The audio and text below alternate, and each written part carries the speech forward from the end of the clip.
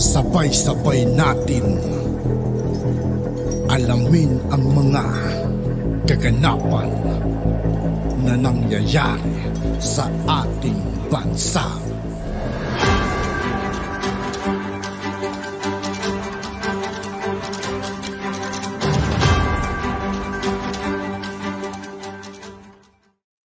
Yo, what's up mga kaibigan? This is I2K po again. Ngayon nandito ulit tayo sa channel ni Pinas News Insider. Dito ulit tayo magbibigay ng komento at reaksyon. Kaya samahan niyo ako guys. Let's go! Ito ang balita ngayon. Trending at viral ngayon sa social media. Ang di umano'y balitang Chris Aquino nasupalpal ng katotohanan ni dating Department of Transportation Secretary Arthur Tugade. Pinagmamalaking pamilya ni Chris, wala di umanong naiambag na maganda sa ating bansa. Kapalpakan ng mga dilawan, isa-isang nilantad sa publiko. Ang pangit lang kasi mga kaibigan ng pagiging administrasyon nila dito sa Pilipinas. Kasi wala silang ibang ginawa kundi siraan ang ating mahal na Apolacay. Sinisira nila yung imahe ng mga Marcos mga kaibigan nung sila nakaupo. Pero tingnan nyo na mga kaibigan, nakaupo ang ating mahal na Bongbong Marcos. Hindi niya sinisiraan ang mga Aquino. Hindi siya bumebelta, di ba? Ito ang mainit na balitang pinutakti ngayon ng samut-saring komento mula sa marami sa ating mga kababayan.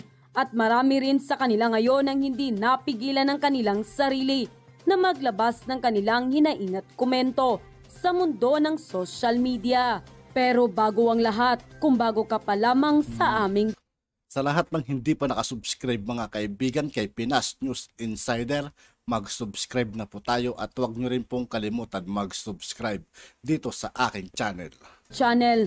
Ay please huwag kalimutang i-like ang video at mag-subscribe at i-click ang notification bell para mas maging updated pa kayo lalo sa lahat pa ng bagong video na i-upload namin. At eto na nga mga kababayan, ating matatandaan, ipinamukha noon at ipinagmalaki ni Chris Aquino sa mga tao na may maraming accomplishment na nagawa. Naalala ko, hindi ko alam kung bago mag-eleksyon ata o kasagsagan ng eleksyon, yung sabi niya na may utang na loob daw tayo sa kanyang pamilya, sa nanay niya. Grabe naman mga kaibigan, makasumbat eh. Alam mo, totoo yung sinasabi niya, Ang kuya niyang si Noynoy Aquino sa loob ng kanyang termino bilang Pangulo ng Bansa. At maging ang mga magulang ni Chris ay pinagmamalaki rin niya. Dahil marami din daw itong nagawang mabuti para sa bansa. Subalit, isang malaking pagsupalpal ang natamo ni Chris. Matapos isa-isahin ni dating Secretary Arthur Tugade ang mga kapalpakan ng mga Aquino na itinama ng Duterte administration. Kaya naman Chris Aquino, pinayuhan ng taong bayan na magising na sa katotohanan at alisin ang galit sa puso't kalimutan ng politika. Samantala, hindi naman mapigilan ng marami sa ating mga kababayan na magbigay ng kanilang hinaing at komento sa mundo ng social media. At ayon pa sa kanila, buti si PBBM ang nanalong press. May pabahay, kadiwa, hospitals, helping the farmers, fishermen, building more bridges and airport, and etc. Mabuhay ang Duterte Marcos Press 2028. Another Duterte Marcos uli para continue ang unlad ng ating bansa. Alin na saan ang accomplishment? Ano ang nagawang magandang nagawa ng nanay at tatay mo, Chris? Lahat ng kasamaan, ginawa ng magulang mo at kapatid sa bansang Pilipinas. Opo sir, totoo yung laglag bala sa panahon ng dilawan. Alam po sa buong mundo. Salamat at nawala yung kinatatakutan ng mga umuuwi sa mahal nating bansang Pilipinas. God bless po sa ating mahal na Pangulo. Nagmahal ng totoo sa bansang Pilipinas. Yun ay si Tatay Digong. At hoping sa ngayon. Totoo yun mga kaibigan, si Tatay Digong. Ang laki ng nagawa niya rito sa Pilipinas talaga. Kung tutuusin. At di natin maitatanggi na isa sa pinakamahusay na naging presidente ng Pilipinas mga kaibigan, si Tatay Digong. panahon ay ipagpatuloy yun ang ating mahal na Presidente BBM. Salamat po at nakikita rin yun namin. God bless sa inyong lahat na mga nakaupo mula sa mga mabuting senador. Anong nagawa ng kuya niya? Yung mga banyong dikit-dikit, yung tulay na bumagsak sila, yung flagpole na 10 million peso, yung tulay na walang dagat. Hay nako, never to dilawan pink forever. Sana po isipin na minsan lang ang buhay ng tao dito sa mundo. Huwag pong sayangin ito. Ang pera ay hindi madadala sa kamatayan, pero ang kabutihan ay tatak sa isipan ng taong bayan at magpapasalin-salin ito sa taong bayan. Kahit mawala ka sa mundong ibabaw, hindi ka malilimutan dahil naging mabuti at naging paglilingkod sa bayan at ang taong bayan. May narinig na naman ako na hindi ko nagustuhan. Si Chris Aquino, ano na naman ang pinagdadadakdak niya na mga hindi totoo? Pwede ba, Chris, kayong mga Aquino? Nung araw pa, andyan ako, kilala ko na kayo Bata ka pa na, napakaliit mo pa. Kami ni Rica Fernandez na na mga kaibigan niya at kamadyungan niya, ang nanay mo at mga dyan sa Pampanga. Madalas kami dyan sa Pampanga noong araw. Dahil yung kaibigan ko nagkaroon ng... Sa madaling salita mga kaibigan, si nanay yung nagsasalita. Kabisado niya yung mga Aquino kasi nakakalaro niya parang ng mga madyong-madyong business dyan, si Rica Fernandez. At nakilala ko kung sino yung mga nandyan. Tsaka yung tatay mo, kilalang kilala namin. Ang tatay mo ay, nung araw, kung tawagin namin si Tarzan, ang bansag namin dyan. Kasi pag nalalasing yan, naghihiyaw sa kalye, lalo na doon sa business ng kaibigan ko si Rica Fernandez, yung pop house niya dyan sa may Ermita. Diyos ko po, Inday, wala, ano na naman ang pinaggagawa, pinagsasabi mo sa publiko? Alam mo ba paano naging miserable ang buhay ng mga Pilipino?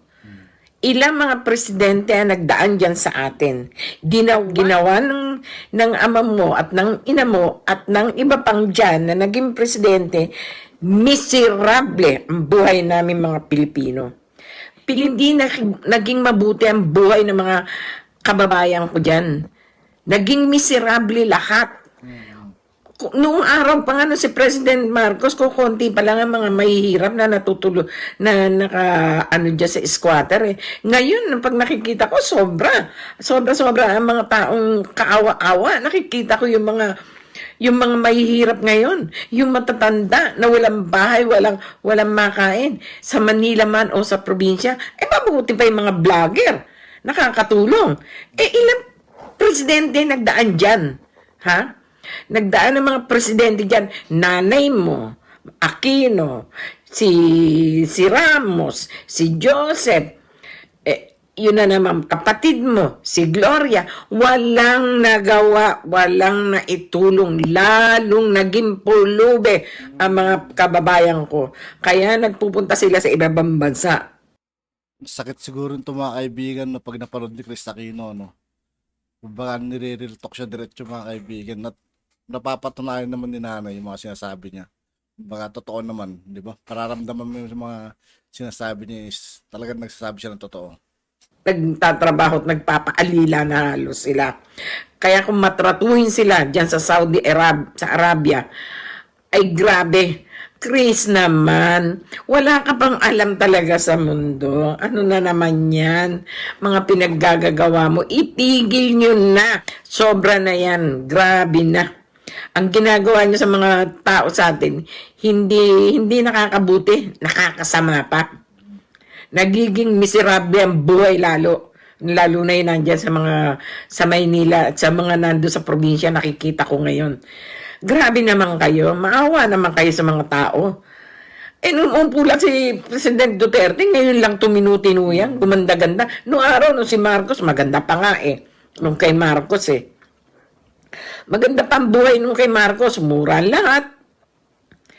Maganda ang palakad niya. Sumaarte na naman si Chris Aquino. Bata pa siya nung makilala ko ang pamilya niya. Batang-bata siya, hindi pa siya artista. Pinakabatang anak ni ni Noy Noy. Pwede ba? Tumigil na kay ikaw, Chris, sa kaartehan mo. Kaya kang inaano ng mga baser mo eh. Dahil sa kaartehan mo eh. Maartik ka. Masyado kang kaartehan mo. Hindi Grabe mga kaibigan, ang sakit nito kung tutusin mga kaibigan kung sakali man mapapanood ni Chris Aquino to. Masasaktan na masasaktan yun. dapat yung ginagawa mo. Hindi na kayo mananalo. At saka ninikip ang dibdib ko pagka nakikita kong ganyan. Yan si Chris, putak ng putak dyan sa ano. Bakit? Sino ba nag-aano sa nanay niya? At saka sa tatay niya? Paano naging hero ang tatay niya? Eh, kilala ko ang tatay niya. Kilala ko sila. Pati si Sumulong. Nakaano ng tatay niya. Kaya galit na galit sila kay Marcos eh. Nung araw eh. Kasi nga wala silang manakaw. Pero mo kinanakaw nila yung mga binabayad natin buwis. O hindi nyo man ako kilala. O ano. Pero sila kilala ko. Tumanda na ako kasing edad ko na rin yan si Duterte. Tumigil na kayo, maawa kayo sa mga kababayan natin, mga Pilipino. Puro kayo kontra, puro kayo dakdak. Wala kayong nagagawa ng mga politika. Si Risa Ontiveros, si Drilon, o kung sino-sino pa ng mga bagong politikang yan. Na Tandaan yung mga pangalan ng mga kaibigan sa susunod na eleksyon. Ontiveros, Drilon, yun ang sabi ni nanay. Kaya alam nyo na mga kaibigan ha. ano, hindi ako dapat nakikihasaw sa mga politikang yan, pero naawa ako sa mga taong nakikita ko na walang bahay, walang ano, natutulog na lang takpi-tagping mga kumot. Bakit hindi yun ang tulungan? Bakit hindi yun ang anuhin nyo? Mabuti pa yung mga vlogger na mga nagbablog ngayon. Nakakatulong sila. Bibigay sila ng ano do sa mga naghihirap talaga na kailangan ng tulong. Kayo, 5 presidente ang nagdaan. 5. Maswerte na nga lang yung ibang pamilya ko eh, na nandyan eh. At meron sila kahit konti na makakain nila. Pakaswerte din nila. Pero yung iba na nakikita ko nakaawa-awa ng mga bata, lalo na yung sa probinsya, lalo na yung papunta dyan sa Batangas na nakikita ko ngayon, nagbablog na isang Pilipinong bata na lalaki, siyang tumutulong. Yung si Matubang, si Bal Matubang, ang dami natulungan na matatanda na pagawa ang bahay. Kayo na nasa politika na wala man lang naibigay. At yun na nga mga kababayan. At yun nga po mga kaibigan, dito po nagtatapos ang ating reaction video. Muli ako po si I2K ng Sundalo ng Dunggalo at 811. Maraming salamat sa patuloy na pagsuporta. Yeah, peace out.